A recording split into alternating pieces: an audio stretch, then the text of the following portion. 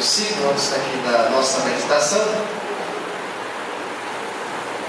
Quantos estudantes da Bíblia nós temos hoje aqui nessa plateia? Quantos que já estudaram ou estão estudando? Levante a sua mão. Ok. Muito bem. Nós vamos fazer aqui uma reestruturação de locais. Então, por exemplo, todos os instrutores estão aqui que deram o estudo bíblico, levante a mão. Muito bem, então você vai pegar o seu estudante, vai trazê-lo aqui para esses bancos aqui na frente. Eu peço que os irmãos, por gentileza, vá afastando um pouquinho, que eu quero só os estudantes, aqueles que estão estudando aqui perto de mim, aí vocês vão passando para os bancos posteriores, parece, para trás.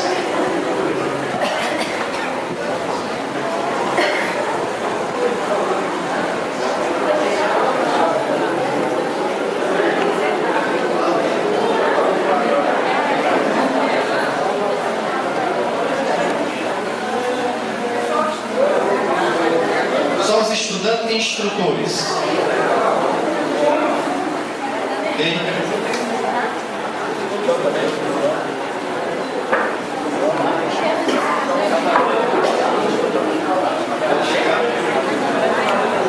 Se não der, o instrutor fica por perto aí. Vou colocar os próximos. O importante é o estudante estar aqui perto de mim, para a gente se interagir, se conhecer melhor. Penso que nós vamos ter grandes momentos ao longo dessas horas ou desses minutos que se seguem. Muito bem. Como são muitos, eu não vou perguntar o nome individualmente assim de cada um. Mas ao longo dos dias para frente a gente vai se conhecendo melhor, vai se convivendo. A propósito, quantos nunca tinham pisado aqui neste tempo, nesta igreja? Quantos nunca tiveram vindo aqui? Levante a mão. Quem nunca veio aqui? Então, 1, 2, 3, 4. Vocês nunca vieram. Quem já veio aqui uma vez? Levante a mão. Tá bom. Ok? Já veio ali? Já veio? Vem. Ok, muito bem. Então, para você que é a primeira vez, né? Talvez vocês estejam se sentindo assim, um peixe fora d'água, não? Talvez vocês, o que eu estou fazendo aqui, né? Mas olha, você está aqui exatamente porque Deus quer que você esteja aqui. E se Ele quer, nós devemos fazer como a mulher mais inteligente do planeta. Sabe qual foi a mulher mais inteligente do planeta? Maria, mãe de Jesus. E Maria, mãe de Jesus, disse: eu vou fazer e vocês devem fazer exatamente o que o meu filho mandar. Amém? Amém? Então vocês, como filhos obedientes de Deus e seguindo o exemplo de Maria, estão aqui hoje. Amém? Amém. Agora, eu vou pedir que os diáconos peguem Bíblias ali atrás, e diaconisa, se puder ajudar, e coloquem na mão de cada estudante. E vocês vão ajudar essas pessoas a abrirem as suas Bíblias na medida que eu pedi aqui à frente. Ok? Muito bem. Dito isso, nós vamos agora conversar um pouquinho com a palavra de Deus. Vamos ver o que ela tem para nós nessa noite.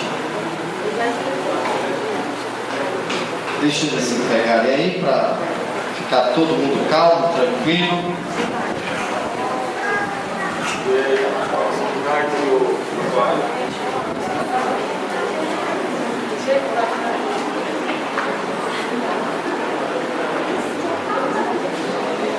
Muito bem.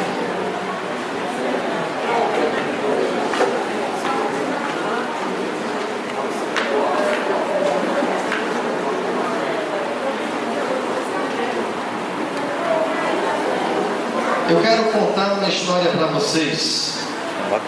Todo mundo com Bíblia. Essa é uma história real.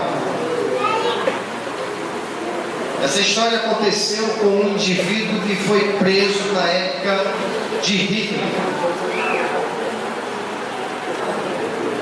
Ele foi preso ali pelos nazistas e ia ser morto. Mas ninguém sabe o porquê. Pelo menos não sabíamos, hoje nós sabemos, que aquele cidadão saiu ileso, as portas daquela prisão se abriram, ele saiu ileso, no meio dos soldados, não foi morto e deu o seu testemunho, deu-se em um grande livro. Vocês querem saber como foi que ele fez para sair daquela prisão? Quantos gostariam de saber? Então vocês não podem perder quarta-feira.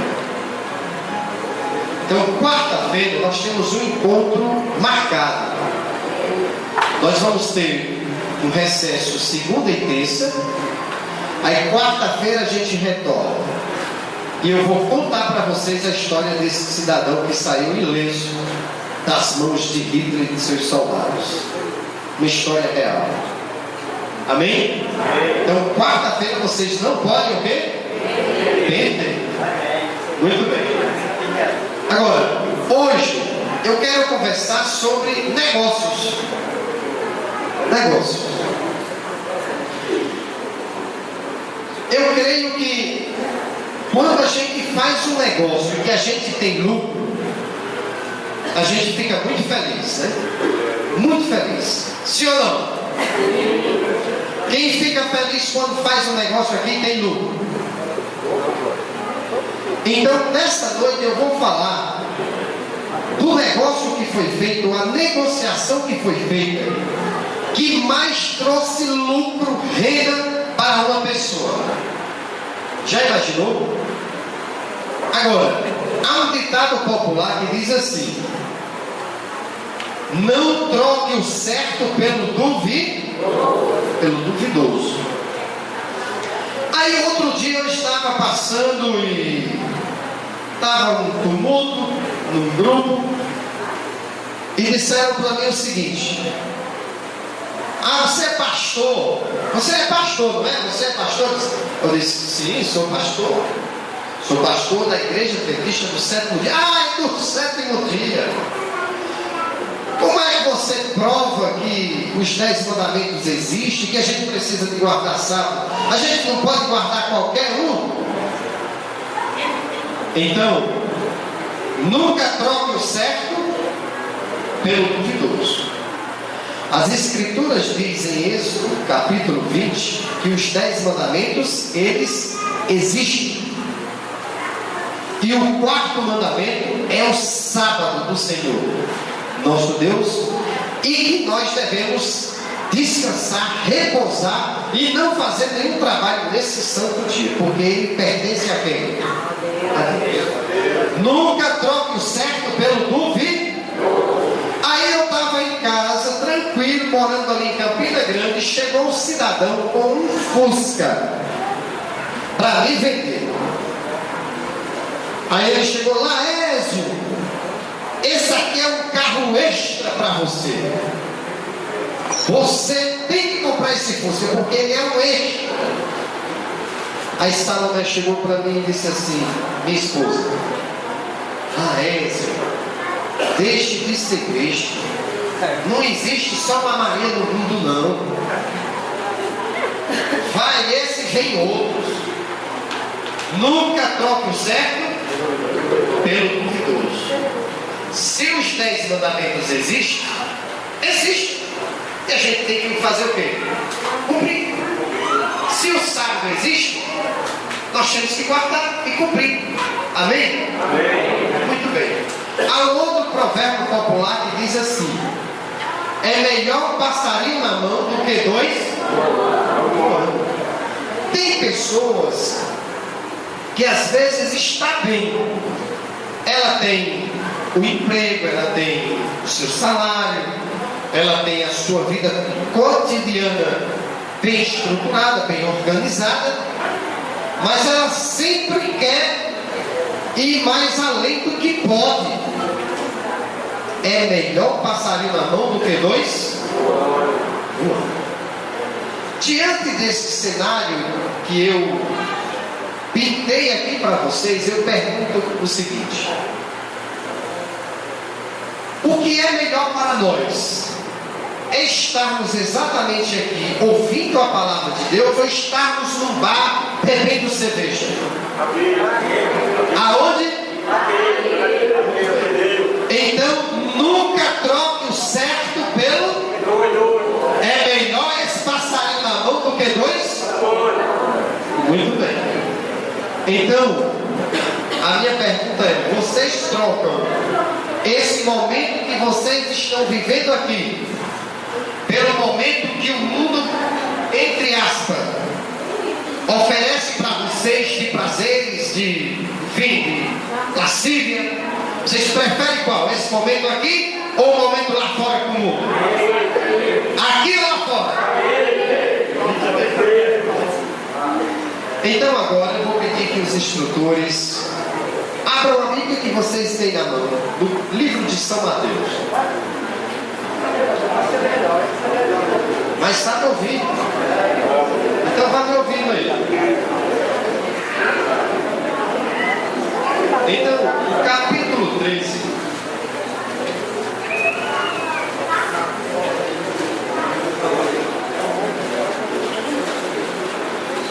De São Mateus.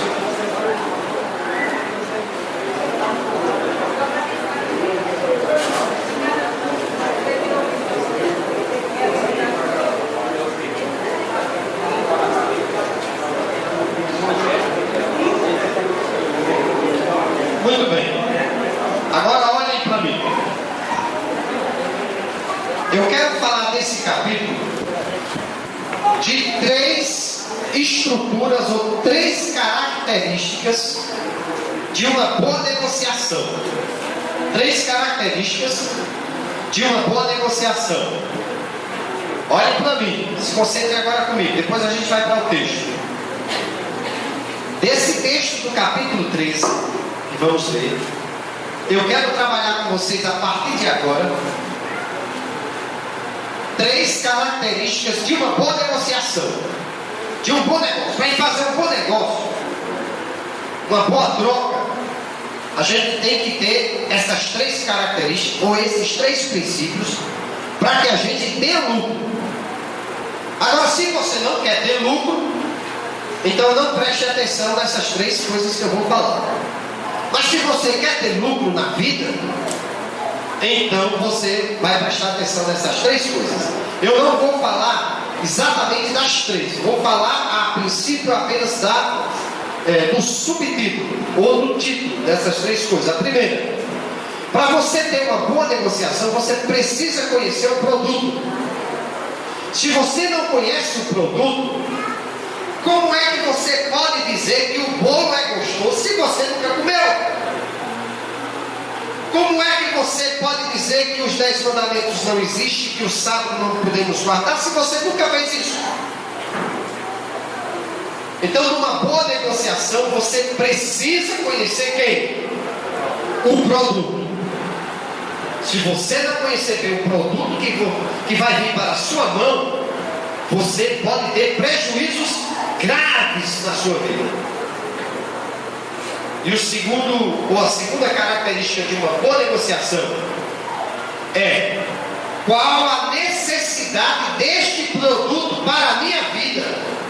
Nunca troque o certo pelo duvidoso. Eu caí na besteira e comprei o Fusca. Fiz uma viagem com o busca. Fui a Taperoá e voltei para Campina Grande. Quando ele voltou, eu morrendo assim, quase se acabando. O motor bateu quando cheguei em casa. Incrível. Nunca troca o certo pelo duvidoso. Então, a segunda característica de uma boa negociação é: você precisa conhecer bem quem? O produto. Então, qual foi a primeira característica? Você precisa conhecer. E a segunda, a necessidade de você ter esse produto. Qual a necessidade de eu ter esse produto? E a terceira característica é a durabilidade desse produto. Você já imaginou quando vocês entram numa loja, tem milhares, não estou exagerando, mas dezenas de marcas de TV, de microsystem, de toca-CD, tem lá um monte de marcas, e você fica doidinho, qual que eu vou levar aqui? O vendedor diz que esse é bom, que esse é bom, que esse é bom, e afinal, qual o produto verdadeiramente bom? Então vamos recapitular. Eu vou falar para vocês nessa noite de 3 coisas que são importantes numa boa negociação. Qual é a primeira? Precisamos conhecer bem o que? O produto. Segundo, qual a necessidade desse produto para a minha? E a terceira, a durabilidade desse produto. Agora, sim, nós vamos abrir agora e vamos ler o verso 44 do capítulo 13.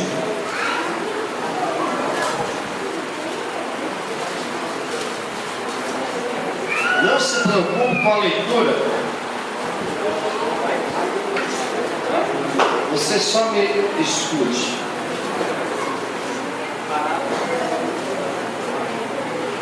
Então diz o seguinte: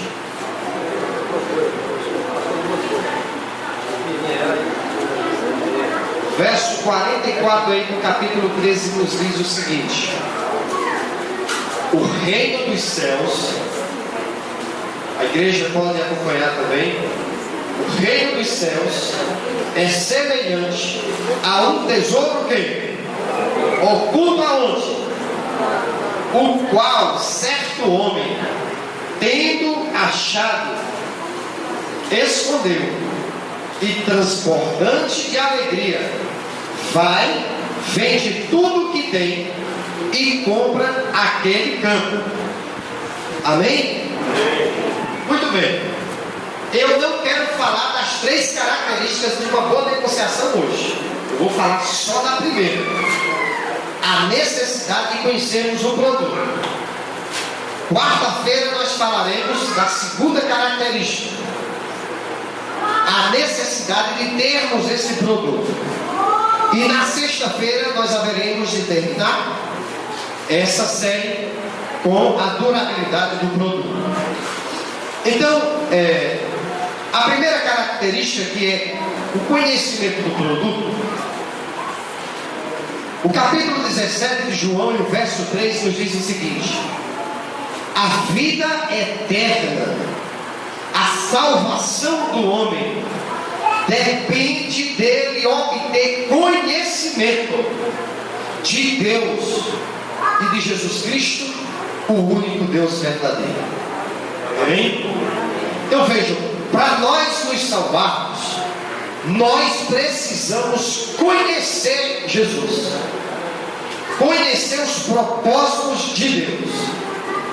Agora olha que interessante, eu li para vocês aqui uma analogia, uma parábola, uma alegoria que Jesus utilizou para mostrar para as pessoas da sua época e para nós hoje o sentido real do reino dos céus.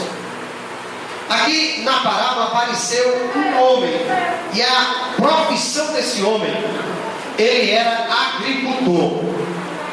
Esse homem, ele arava a terra para cuidar da sua família. É interessante notar que esse homem não era dono desta propriedade. que ele estava trabalhando. Então ele pegou a campinadeira, a Bíblia traz a versão aí de arado, mas a nossa linguagem aqui nordestina, o homem começa a campinar aquela terra. De repente a campinadeira, ela enganchou, ó. Olha pro meu pé aqui, ó. Tá vendo? Eu não posso ir. Tá na frente. Foi o que aconteceu com a campinadeira. Ela enganchou em algo ali.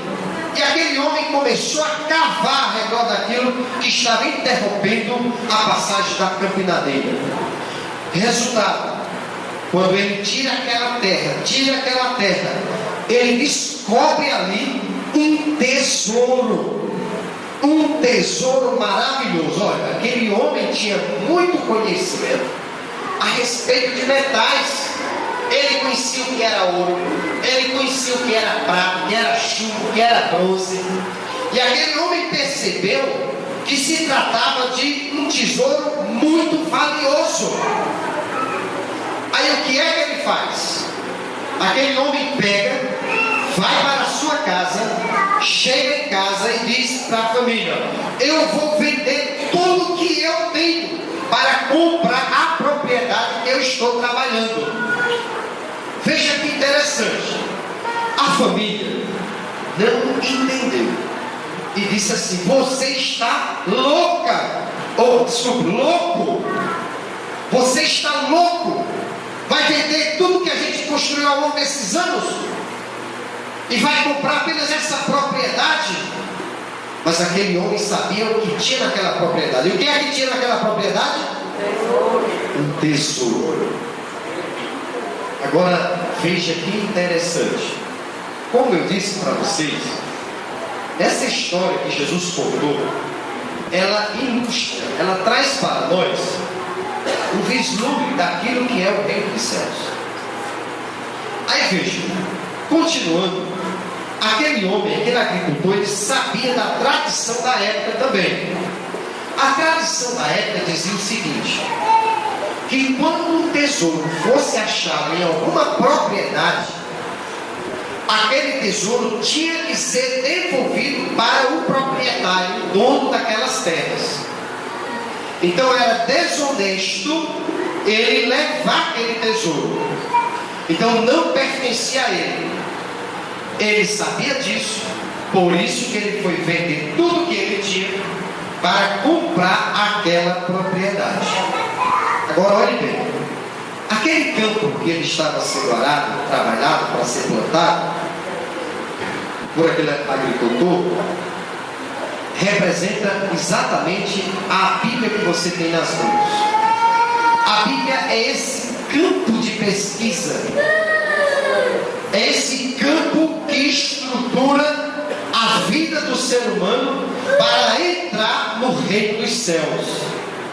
Veja, o tesouro ali escondido naquela propriedade representa Jesus, o maior tesouro da nossa vida. Amém? Agora, passe. A família daquele homem não aceitou essa negociação. Aquele homem estava vendendo tudo que ele tinha. A mulher começou a criticar. Os filhos começaram: papai, não faça isso. Isso é uma loucura. E eu quero dizer uma coisa para vocês nessa noite. Tanto para nós que já somos batizados, quanto para vocês que ainda não são batizados. Antes de nós sermos batizados, nós fomos criticados ao extremo pela nossa mãe, pelo nosso pai. Minha mãe, sabe, chegou a dizer o seguinte: você vai dar para homossexual. Eu prefiro você num bar do que numa igreja. Eu prefiro você no carnaval do que você na igreja. E pode ter certeza de uma coisa, eu digo para vocês essa noite: que ao sair daqui, vocês vão ser criticados, criticadas por ter vindo hoje, por vir quarta-feira, por vir sexta-feira e por tomar a decisão ao lado de Cristo. Vocês vão ser rechaçados. Mas esse homem da parábola, esse agricultor, ele não deu ouvidos às críticas que foram feitas para ele. Ele vendeu tudo que tinha com alegria. No coração ele encontrou o maior tesouro da vida dele, que era Jesus Cristo. E hoje você está tendo um encontro com esse tesouro precioso que é Jesus Cristo. Eu quero agora falar para vocês dos dois reinos proposto aqui por Jesus nessa palavra: o reino das trevas, o reino do mundo e o reino dos céus. E aí, na mente de vocês vão fazer uma comparação, vocês vão equiparar os dois reinos. Quando eu terminar de falar, você vai tomar a sua decisão e você vai decidir qual dos dois reinos você quer fazer parte. Amém? Muito bem. O reino do mundo, a Bíblia diz em 2 Coríntios, não precisa abrir, no capítulo 4, versículo 4, diz ali que o príncipe deste mundo, ele cega o entendimento das pessoas. Então, aquele que governa esse planeta, esse mundo, ele cega o entendimento das pessoas. Ou seja, ele só quer trazer para a sua mente coisas terríveis: a vontade de fumar, a vontade de beber, a vontade de largar a esposa, a vontade de largar o esposo, a vontade de abandonar a casa e sair correndo no meio do mundo. É isso que o diabo, que governa esse mundo, coloca na mente das pessoas. Ele cega o entendimento das pessoas, e eles não deixam as pessoas ter conhecimento do reino dos céus para a salvação delas. Mas hoje, em nome de Jesus, ele está repreendido, e você vai sair daqui com conhecimento para a sua salvação. Amém? O reino das trevas, o reino do mundo, ele não tem paz. Eles propagam a paz. Eles dizem: olha, nós vamos trazer paz ao mundo, mas o que nós vemos no mundo é guerra e mais guerra, é fome e mais fome, doenças que a cada dia se alastram na face dessa terra. Por exemplo, se você entrar hoje ou amanhã no hospital aqui em Parelhas, você vai ver pessoas desfiando em cima de um leito de hospital, sem cura, desencanadas pelos médicos. E tudo isso foi constituído por esse príncipe deste mundo, por Satanás, que trouxe toda a maldade, todo o pecado à raça humana. O mundo está cheio de dor. Quão terrível sabermos que um ente querido nosso faleceu, não é verdade? Nós estávamos ali em Natal hoje e tivemos a triste notícia de que o desbravador sofreu um acidente e o seu carro colidiu com uma árvore e ele faleceu, indo para o trabalho missionário. Que bom que foi dessa maneira, dentro do trabalho missionário, do trabalho espiritual. As notícias, elas trazem dor para nós, para a nossa mente, e tudo isso foi constituído pelo príncipe desse mundo, governante desse mundo, Satanás. No capítulo 10 de João, verso 10, diz que o ladrão, ele vem para roubar, matar e destruir. É isso que o diabo quer fazer com a sua vida. Quer roubar a sua vida, quer destruir a sua vida, quer matar a sua vida. Essa é a proposta do reino das trevas, do reino do mundo. Mas eu quero falar, para finalizar, da proposta do reino dos céus. Amém? A proposta do reino dos céus é, em Mateus 11, 28, Jesus diz ali que Ele quer tornar o nosso fardo leve. Ele quer tornar a nossa luta leve. Você está se sentindo pesado na luta do dia a dia, mas creia nessa promessa.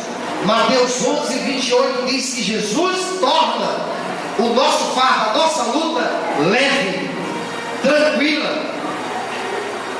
E uma outra proposta do reino dos céus, Jesus disse assim, em João 14, 27, a minha paz vos dou, não a dou como o mundo dá. Mas sabe, queridos, vocês que estão aqui à frente, se vocês olhar para trás, para os bancos de trás, vocês vão perceber pessoas de carne igual a nós, igual a vocês. E essas pessoas, elas enfrentam lutas diariamente, lutas terríveis, lutas da falta do alimento, da falta do dinheiro para pagar a luz, da falta do dinheiro para pagar a água, da falta às vezes de água que foi cortada. Mas eles são crentes em Jesus. Mesmo numa luta como essa, eles têm paz. A paz de Cristo não é como a paz do mundo. E essa proposta do reino do céu para a vida de vocês essa noite. A minha paz vos dou, não a dou como o mundo dá. Uma outra proposta do reino dos céus é que nós não teremos mais lágrimas, nós não teremos mais morte, nós não teremos mais luto, nós não teremos mais pranto, nós não teremos mais dor. Essa é a proposta do reino dos céus. Qual é a sua decisão nessa noite? Você deseja permanecer no reino das trevas, o reino do mundo que só tem enganado vocês? Ou vocês aceitam o reino de Deus, que tem essas propostas maravilhosas para a sua vida? Amém. Quantos aceitam o reino de Deus? Quantos aceitam o reino de Deus? Louvado seja Deus por isso. A palavra de Deus diz em João 8,32: e conhecereis a verdade, e a verdade ela vos libertará. Eu quero contar uma história para vocês. Quase 670 pessoas, faltou uma para 670 pessoas. É uma marca histórica nessa terra, né? Mas Jesus, Ele não pretende salvar 670 pessoas. Jesus pretende salvar toda a humanidade desta terra. Sabe, teve um grupo de crianças que não teve o privilégio de serem salvas, foram exterminadas por mim. E eu quero dizer uma coisa para vocês nessa noite. Há muitas pessoas aí fora, aqui em Parelhas, que deveriam estarem aqui nesse exato momento, mas elas não estão. Quem está aqui é vocês. Vocês são privilegiadas e privilegiados. Deus conduziu vocês até aqui porque Ele tem um plano na vida de vocês. Deixa eu falar uma coisa para vocês. Há mais de 34 anos atrás, eu conheci um jovem que tinha 7 anos de idade. Uma criancinha de 7 anos. E um dia ela foi com o pai dela para o trabalho dele. E na porta da oficina dele ele estava comendo um pão doce. E de repente, ela com seus próprios olhos viu o seu pai falecer pelo choque elétrico. Sabe que dor para aquela criança? Conta a história e não se sabe que aquela criança correu em direção ao seu pai. Se ela tivesse chegado até o seu pai, ela também teria sido morta. Mas alguém pegou na mão desta criança, para que ela não morresse ali, naquele momento. Porque Deus tinha um plano para a vida daquela criança. O Espírito Santo hoje, Ele pegou na mão de vocês e trouxe vocês para essa igreja. Porque Ele tem um plano na vida de vocês. Essa criança que eu falo para vocês é exatamente a pessoa que está falando para vocês. Depois desses mais de 30 anos, Deus transformou essa criança em um pastor para falar exatamente nessa hora para vocês, para que vocês fossem canalizados no processo de salvação no reino dos céus. Qual a sua decisão nessa noite? Você aceita o reino do mundo, continuar no reino do mundo? Ou você aceita o reino dos céus com essas propostas maravilhosas, inclusive de vida eterna? Quero saber, quero ver a sua decisão. Seja bem-vindo.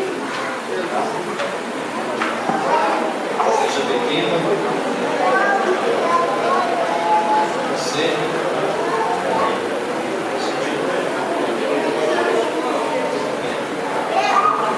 O que a igreja diz? Pela decisão deles de estar no reino dos céus? Vocês creem nisso? Diga amém. Pedro, em um sermão, levou mais de 3.000 almas na pregação. Eu ainda estou bem distante de Deus. Mas aqui é um vislumbre daquilo que o Espírito Santo pode fazer na vida de uma pessoa. Eu convido você a ficar em pé, com respeito e reverência. Vamos orar, fazer uma oração intercessória por essas pessoas. Amém? Feche os olhos. Grandioso Deus, eterno Pai, só Tu tens as palavras da vida eterna. Nesse exato momento, a Tua palavra corta a mente e o coração dessas pessoas como espada de dois gumes. Penetra no vazio da alma deles, o entendimento, para fazer uma restauração de tal forma que eles selem as suas vidas e que eles escrevam as suas vidas, os seus nomes, no livro da vida. Nesse momento, Senhor, eu intercedo como ministro do Teu Evangelho sobre a vida cotidiana de cada um deles. Eu sei que as lutas que eles enfrentam não são lutas fáceis, mas eu tenho certeza que essa troca que eles fizeram hoje, trocar o mundo pelo reino dos céus, é a troca que vai mais trazer lucro para a vida deles. Sem dúvida, Pai, o Senhor teve um plano para a minha vida, para falar para eles exatamente nesse momento, e que esse plano se concretize ao selarmos a vida deles no santo batismo. Nós rogamos essas bênçãos, Senhor, em nome de Jesus. Amém. Pode ser.